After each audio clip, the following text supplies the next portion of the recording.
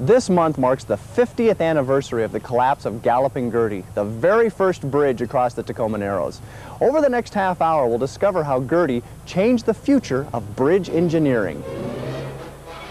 We'll see dramatic footage of her collapse and journey underwater to see why a local diver wants to protect her resting grounds by placing her on the Register of Historic Places.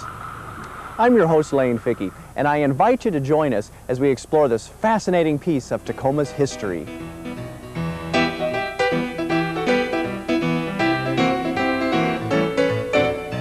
Prior to the Narrows Bridge construction, the only means of transportation from Tacoma to Gig Harbor was by ferry. In 1928, the Tacoma Chamber of Commerce conducted a feasibility survey to determine whether a bridge should be built. The favorable results prompted the committee to obtain a toll bridge franchise from the state. It became obvious, though, that Pierce County would have difficulty gathering the necessary funding for the project at the local level. Even in the early years of the Depression, financial pressures were starting to hit home. After some creative attempts by individuals to acquire federal monies for the project, the state's Department of Transportation proposal was finally approved by the newly established Public Works Administration. But the PWA did not accept the application without changes. When construction of the bridge across the Narrows finally began, it had a much lower budget and a totally different design than was recommended by the state of Washington's bridge engineering staff. The state had not planned on the kind of a bridge that Gertie was. The state had asked for open truss work 25 feet deep that the wind could blow through. And I think it's WPA money. They said they didn't want to put that kind of money out. You'll have to have some more consulting engineers draw up a different plan. So one of the foremost bridge engineers, supposedly in the United States, drew up this plan with 8-foot girders, and we know what happened. The original design plan submitted by Clark Eldridge, a bridge engineer with the Department of Highways, had an estimated cost of $11 million. Federal government's Public Works Administration required alterations to the original designs when they were persuaded by East Coast bridge engineers that it could be built for much less.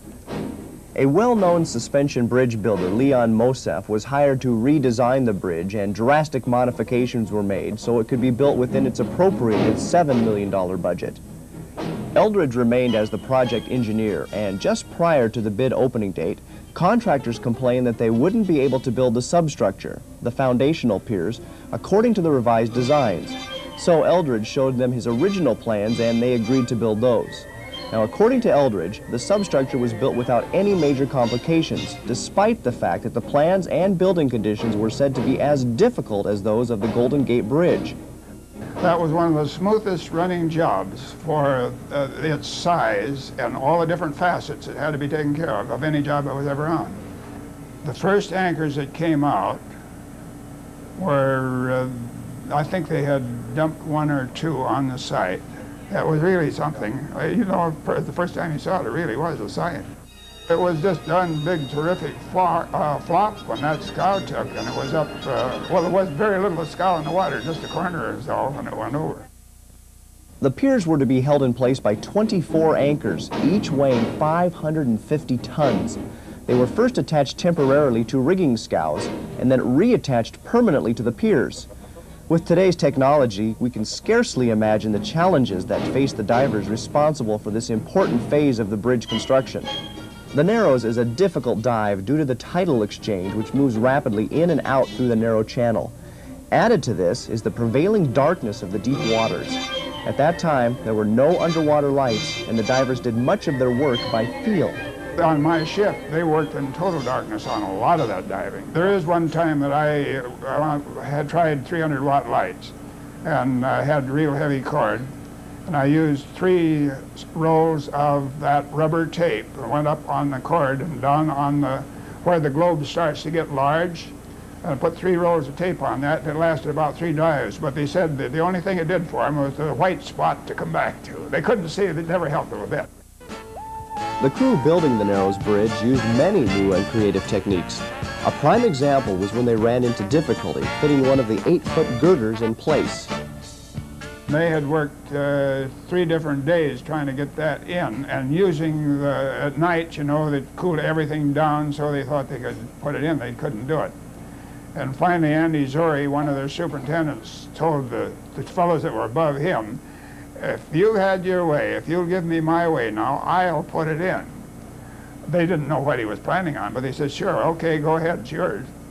So he ordered a lot of dry ice and packed that in dry ice, the whole bit there, and set overnight.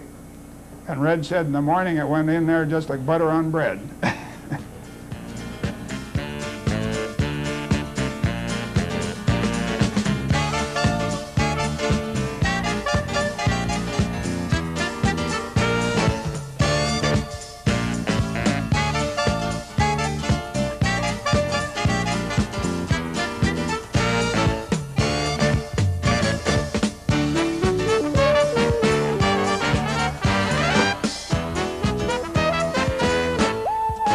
Despite a variety of hazardous conditions facing the workers, the only fatal incident which occurred was one which many felt should not have ended in death.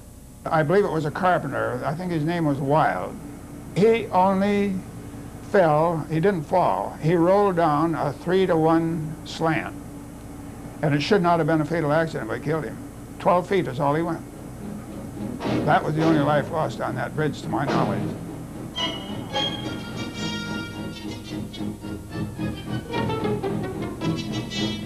The superstructure designed by Moseff did not, however, go as smoothly as the construction of the piers.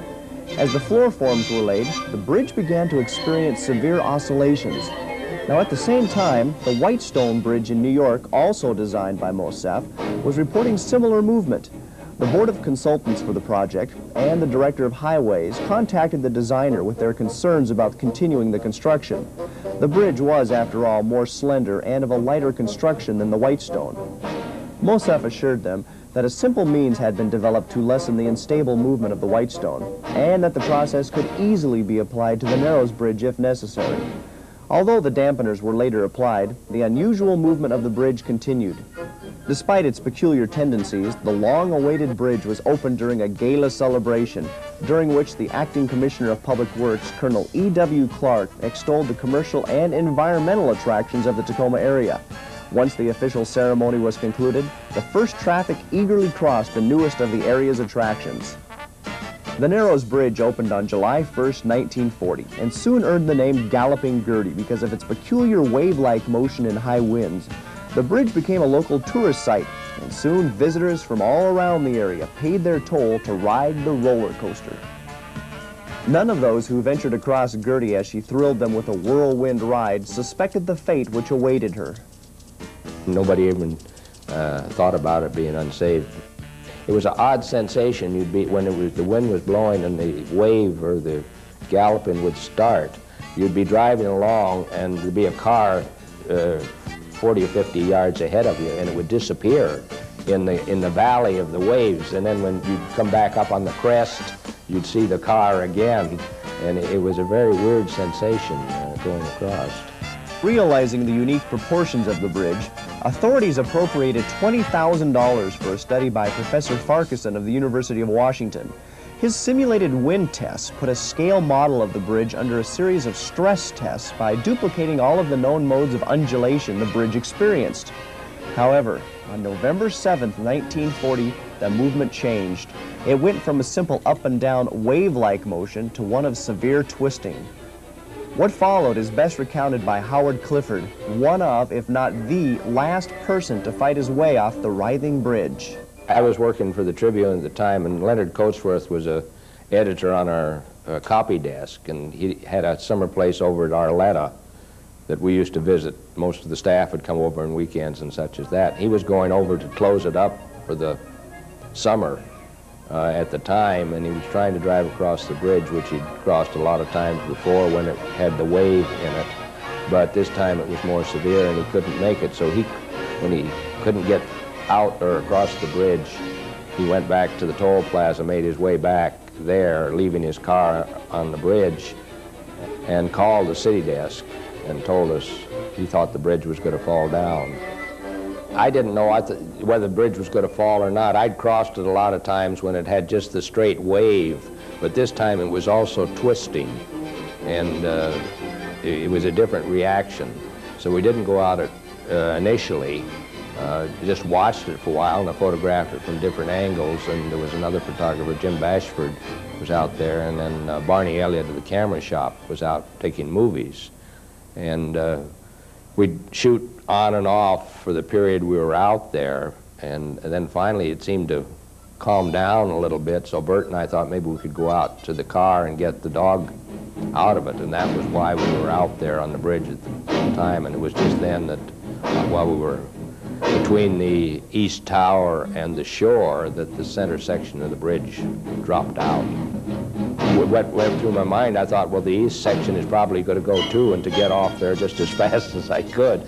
With the weight from the center section gone, the cables were almost like rubber bands. They seemed to be snapping up and down, and the center section, the roadway would drop out from underneath me.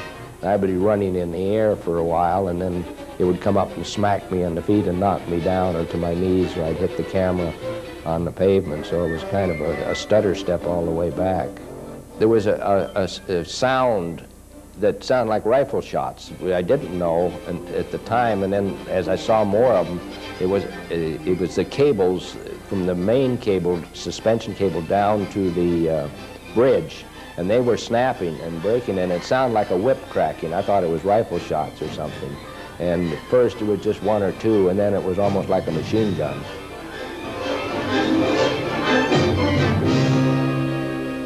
Girty's collapse came as a shock to almost everyone, but few were as surprised as Hallett French. An agent with the Merchants Fire Association, French was authorized to issue insurance policy without prior approval from the main office on the East Coast. French not only issued the policy without prior approval, but opted not to report the policy to the company at all, pocketing the premium payments himself. After all, what short of natural disaster could destroy a brand new $6 million bridge? French got a harsh answer to that question when he was convicted of grand larceny and sentenced to 15 years in prison. He served only 2 years of his sentence after being paroled for good behavior. Interestingly, the Department of Transportation was considering dropping some of its insurance on the bridge. At the time, there were 22 companies providing coverage. Girty had become so popular, though, that she was drawing far more in tolls than anyone had ever anticipated. This increase in revenue had reduced the need for financial protection. Had Girty's fall occurred just 2 or 3 weeks later, French might never have been caught, and none would be the wiser. As the case would have it, his authorization to act independently left his employer responsible to cover the loss on their $800,000 policy. French was not the only one red in the face over Girty's fall. One of the savings and loan institutions here in town, I won't mention the name because they're kind of embarrassed about it, had a big billboard out by the bridge advertising the savings and loan, and said it was as safe as the Narrows Bridge. We watched that. I was going to photograph it on the way back, and they papered over it before the bridge went down. A good many people learned valuable lessons through Girty's demise. Perhaps the single greatest is one that continues to be taught worldwide to aspiring bridge architects. What finally brought Girty down was a phenomenon known as vortex shedding. Simply stated, it's a principle of aerodynamics that says when the wind is interrupted by an object, in this case the solid bridge sidewalls, eddies are formed which can cause vibration in the object. In his effort to reduce cost of the building of the Narrows Bridge, Moseff had substituted flat plate sidewalls in place of the open trusses recommended in the original design submitted by the state. These sidewalls, in combination with the flutter of the bridge deck, produced the violent twisting oscillations which caused the bridge to fall. Surprisingly, the Narrows Bridge as she stands today looks much like Clark Eldridge's original designs, although it was expanded from 2 lanes to 4. While the tale of Girty and her collapse was a dramatic one, it's not the conclusion to her story. Although it was an unfortunate event in Tacoma's history, the collapse of Girty may have been beneficial in at least one way. Aside from the obvious fact that the new bridge was expanded to 4 lanes, Girty is also serving a different purpose far beneath the Narrows. There is a new population utilizing the expansive steel structure today. In fact, just as the bridge was instrumental in the growth and development of Gig Harbor, Girty is now the foundation for underwater life in the Narrows, playing a vital role in an ecosystem which has been built upon her. You see a little representative of almost all the sea life that's common in Southern Sound right here on the bridge. We've got the mated pairs of wolfeel, the bright gray and the rust-colored females. They get pretty large. We've got the octopus, the largest octopus in the world, is right below us. We've got everything from the convict or the bottlenose sculpins to the black bass, your true cod, lingcod, cabezons, rays, and even mammals habitat here. The stellar sea lions, normal sea lions that are seen in the area. We've even on dives to 140 feet seen some birds down swimming and gathering their feast for the day. Tremendous amount of sea life that's supported here. It's a whole little ecosystem in the old span. Just as Gertie attracted people to the Narrows, she is now drawing underwater inhabitants to an area previously void of this level of life. The floor of the Narrows is comprised mostly of small rocks and pea gravel, nothing large enough for barnacles to attach to or to guard smaller fish from the torrid currents of the area. Then along came Gertie.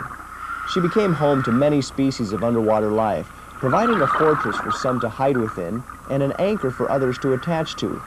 Though she was torn down by the winds above the water, the swift tidal exchanges have not been strong enough to force her from her resting place. Little by little, though, electrolysis is eroding away at the structure. But a strong barnacle reef has formed on her, and the greatest threat facing Gertie today is neither the wind nor the tides, but rather man. As recycling processes get a little more fine-tuned, someone may decide that the massive amount of tons of steel here is worth salvaging. It would be a real shame because the old bridge, though it's never traveled anymore, has economic value to the state of Washington as well as the obvious historic value. It spawns a whole marine ecosystem that is thriving in such degrees that you never would have seen that had the old bridge not been here. So it would be really a shame for somebody to pull it all up. The years that have been developing the coral reef that's building here shouldn't be disturbed, and I'd like to see it left alone.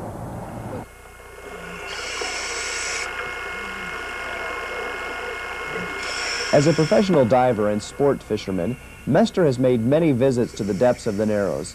It's because of what he's seen and experienced there that he's seeking to once again bring recognition to Gertie on this, her 50th anniversary. The recognition to the general public that, first of all, this is a historical site. It is an economic value to the state of Washington, and it is a marine ecosystem. I think are probably the three important factors that will make this a very easy entry into the state register. Once the state register is accomplished, I'd like to see it entered into the National Register of Historical Places. I mean, you've heard of London bridges falling down. This one really did fall down. Though Gertie's qualifications and contributions are clear, whose jurisdiction she lies in and the type of protection she will receive are not. I don't think there's any question about the eligibility of the ruins of Galloping Gertie as far as a historic place.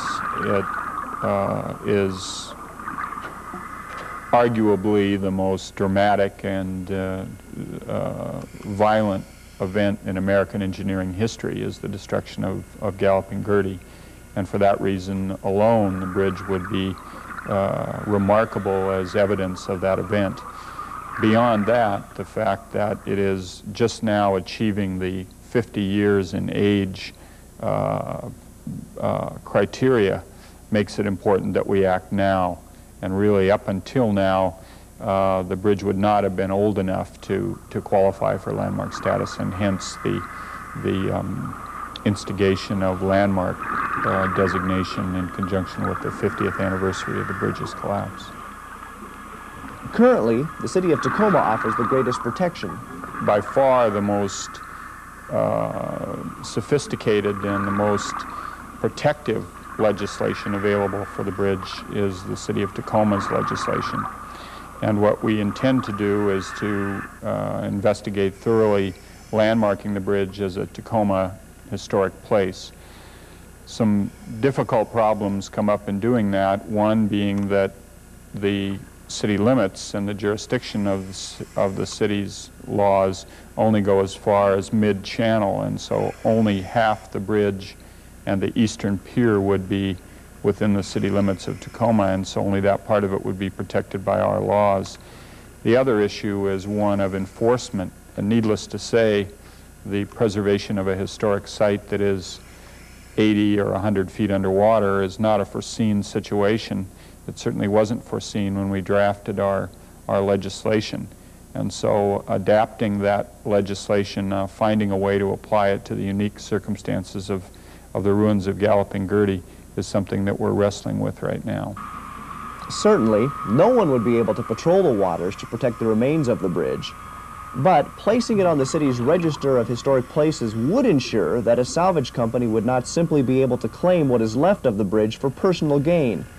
In terms of being able to assert those laws, I think it would be relatively easy to assert those laws in the case of large commercial salvage operations, but individually being able to have the laws work for individual divers is going to be a much more unpredictable thing. Without the reef formed around Gertie's remains, there would be nothing to attract the habitat which makes this a favorite fishing site, and while dangerous, one of the most exciting diving areas on the West Coast. When we drop down on the bridge, and our lights first glance upon the bridge, the first thing we see is what looks to be a skeletal remains, and in essence that is. It's the skeletal remains of the old Galloping Gertie. It's encrusted with barnacles and anemones and mollusks and mussels, and it has kind of an eerie feeling, but over the years, myself and my very, very close-knit team of divers have come to really enjoy and get an affiliation with this bridge that kind of brings a warm feeling. This is a unique place. It's not something that everybody can get to. It's the busy humdrum above it. It's never realized really what kind of beauty there is below. So we hit our goal each time we make it, as long as we make it back to the surface. Gertie's collapse was indeed a traumatic moment for our community. But as with many of the most devastating situations, significant insight and benefits were gained as a result of Gertie's collapse. From advances in bridge engineering to her contributions to underwater habitat. 50 years later, despite her fall, she is still serving us.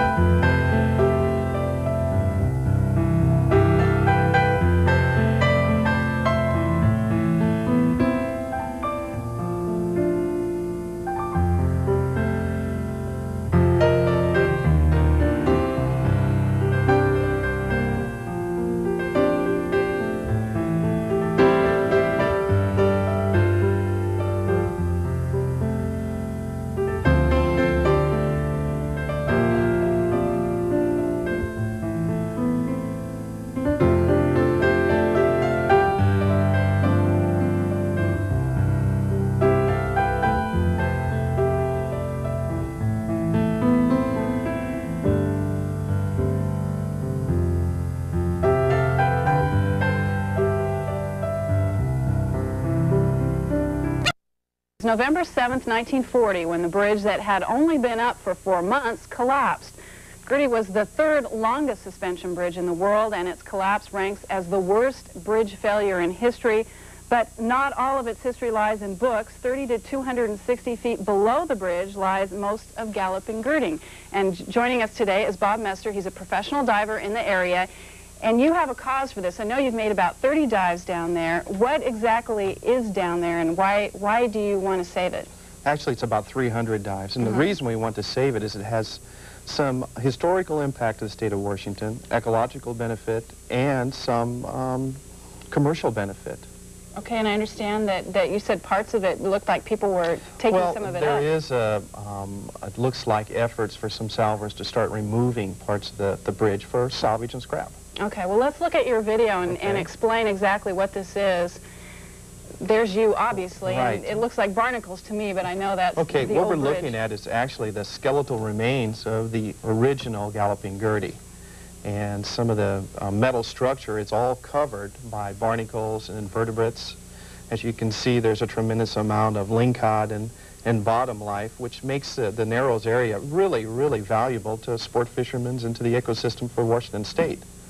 Notice the sculpin there blending in with the bottom next to one of the girders on the bridge that at one time supported automobiles. Mm-hmm. Now, I know you were talking about also maybe making it a national scuba place. I've been told that it's real treacherous there. You have to be a good diver. There are actually all degrees of diving in the Tacoma Narrows area, where there is bridge rubble. The area we're diving here is not for sport divers. It's a little bit more difficult. Mm-hmm. Is it cold down there? And well, the is it temperature quiet? is pretty constant at about 47 degrees. It's anything but quiet. We hear the trains going by the bridge, the traffic, and of course sea life. Mm-hmm. Now, I was going to ask you too, being down there, you said you've done it like 300 times? Over 300 times on the Tacoma. Do you see anything different when you go down there? Each and every time. I saw a hubcap under one of those. Right. Well, we've seen a nuclear submarine, various very large octopus, which Jacques Cousteau has studied the octopus at the Tacoma Narrows, mating wolf eels. Just, it's a wide variety. It's a whole little ecosystem in itself. Okay, now what do you have to do to get it on the list? Well, in order to get it validated to the state's Register of Historical Places, it has to have historical significance. And being the third largest span bridge in the world at the time, and it failing, does give significance historically.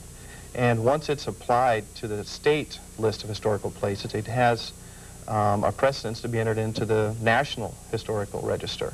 How long does that all take? It's really not a long process. The fact is there's no one who's against this action, so I believe by the first of the year it will be deemed a historical site for the state. It would be too bad you can't do it for November. Now, what is that? That's ugly. That's a wolf eel. It is ugly, and they do look very ominous, but they're pretty timid, and just want to be left alone down among the bridge. Nothing down there that's very dangerous? Nothing really. I had a run-in with a 74-pound lingcod, a female, that, that did a little job on my hand, but basically everything is pretty friendly and just wants to live and reproduce. Now, I understand you're going down there tomorrow, too? We'll be finishing up the last sequence of a filming segment for a documentary done by Municipal TV on the bridge. So we'll be out there tomorrow morning at slack tide. Great, and we'll be out there and hopefully get some more of your great video. Great. Okay, thanks for joining us. And we also wanted to mention, as Bob did, the Tacoma City Cable Channel 12 is planning a half-hour documentary on Galloping Gertie, and that will start November 1st on Cityscape. Thanks a lot. Thank you. Well,